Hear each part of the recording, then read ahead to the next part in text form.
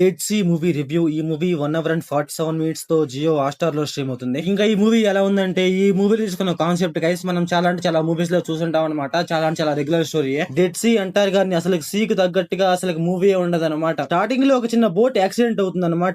ఏంటో మామ అసలుకైతే పర్ఫెక్ట్ గా అసలు లేదన్నమాట. అసలు ఎలా అయింది ఏంటి అనేసి. అసలు మూవీలో ఏం చెప్దాం అనుకున్నారు, అసలు మూవీలో ఏం తీస్తున్నారు అదైతే పర్ఫెక్ట్ గా లేదన్నమాట.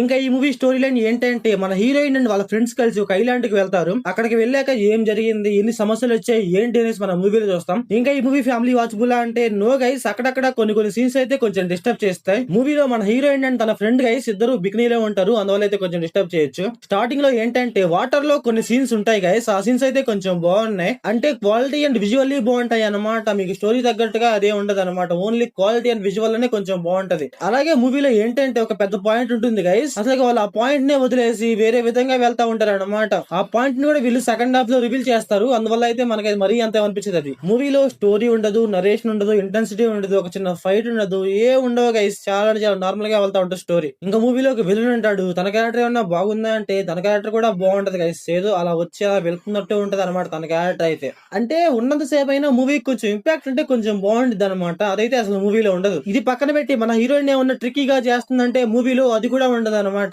మూవీ ఏంటంటే క్యాజువల్ గా ఉంటది అనమాట. నీకు ఎక్కడ ఇంటెన్సిటీ ఉండదు, ఏ ఉండదు గైస్. ఇంకా మూవీలో డైరెక్షన్, విజువల్స్, పర్ఫార్మెన్స్ గైస్ పర్లేదు, బానే ఉన్నాయి. సో ఓవరాల్ గా మూవీ ఎలా ఉందంటే నాకైతే నచ్చలేదు గైస్. మీరు మూవీ చూసుకుంటే మీకు ఎలా అనిపించిందో కామెంట్ చేయండి. So thanks for watching.